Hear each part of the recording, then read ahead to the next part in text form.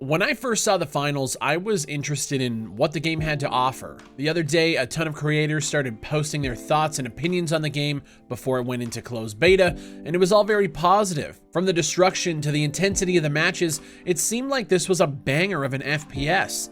I finally got my hands on it yesterday, and I'm here to answer the question, is the finals living up to the hype? But before we jump into the finals, if you guys haven't heard, I am collaborating with BenQ Mobius, who I've been a fan of since before I got my first real gaming PC. Their monitors always have the best picture. The color depth is so much better than any other monitor I've used. They recently sent me the EX270QM and the EX480UZ that both Fuzzy and I are currently using. The EX270QM is a 240 Hz 1440p monitor, and it looks so much better than my old LG. Right now, you guys can check out the entire Mobius lineup down below, and just for my viewers, we're running a giveaway for an EX240N. It's a 24-inch 165 Hz monitor that you can win by following both BenQ Mobius and myself on Twitter. That gets you 2 entries into the giveaway, and we will choose a winner at the end of the month. BenQ is a company I've wanted to work with for a long time now, and we're finally coming together to get you guys some cool gear.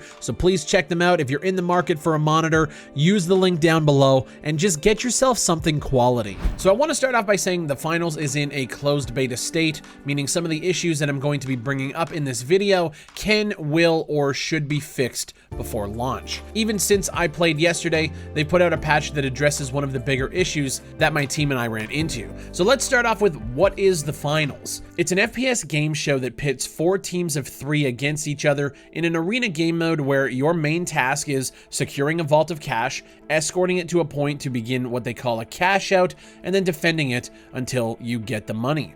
Thing is, other teams can come in and just wreck your day at any moment. The premise of the game is actually pretty dope. It has point control, escort, and attack and defend all within one mode, and I think that's pretty awesome. The visuals here I think are really nice too. You can tell these were the same devs who worked on games like Mirror's Edge because it's heavily inspired, as you can see here, especially when you're playing on the map Seoul, which is one of 2 maps within this closed beta test. The game is hyper competitive with all of this chaos happening around you. You also have the ability to destroy absolutely everything on the map. If you see a bridge, you can take it down with C4 and stop teams being able to come from that location. If there's a vault that you have to get that's above you on another floor, you can pull out an RPG, shoot it at the roof, and the vault will fall to you. It's impressive what they've been able to do here, but of course they would. This game is being developed by Embark Studios, which has a ton of former DICE talent who were known for blowing shit up and leaving nothing but rubble, and it works.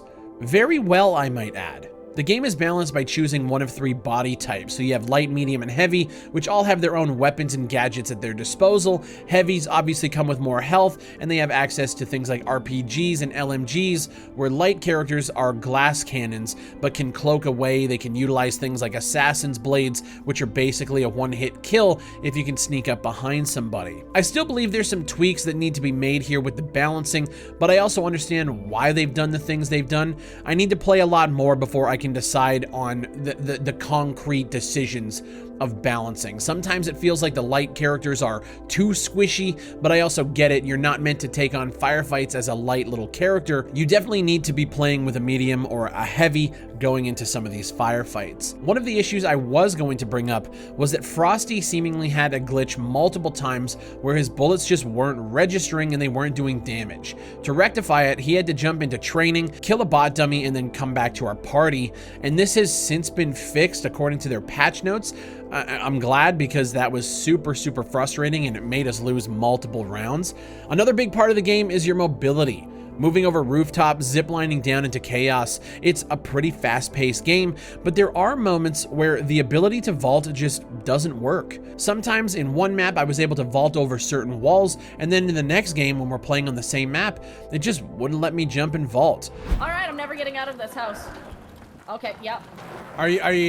Are you good? Yeah, no, it's fine. I'm leaving through the door.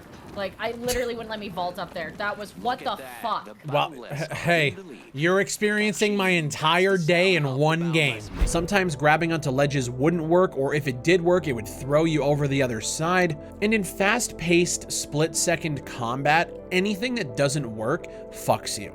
and there were more than a few times where I was dying or we lost a payload because the game just wouldn't let me vault up onto certain ledges that was maybe a foot or two higher than me, even though I could jump up a wall which might have been 6 or 7 feet. It's very inconsistent, and it's frustrating only because I like the game so much that I was instantly hooked into the competitive nature, and when games screw up like that, I get angry pretty quickly. I do. Oh, over here. Oh, rocket launcher. Bro, how is this fucking guy alive? Oh, I'm stuck. I got stuck on the rock. Multiple times throughout the streaming session, the guns just wouldn't fire, or the game just seemingly disabled my left mouse input. Invisible fuck Where's on my... me and big dude. Big dude and invisible I couldn't fuck. shoot. There's one pushing on point. I can't shoot. I can't shoot. Oh, yeah, that glitch too, eh? I can't even lay my fucking turret. Oh.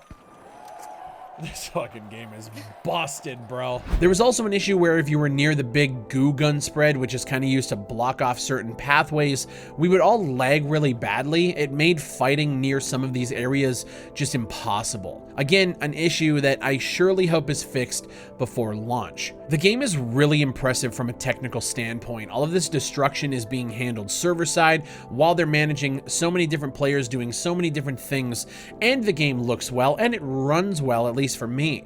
As I'm playing, I just am kind of in awe of how they managed to pull this off. Is it living up to the hype? Yes.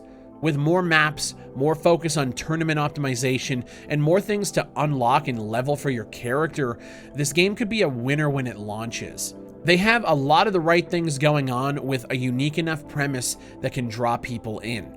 But as always, I want to know your guys' thoughts. I'm really enjoying the finals. Outside of the few issues that I have had, I can see if those were rectified.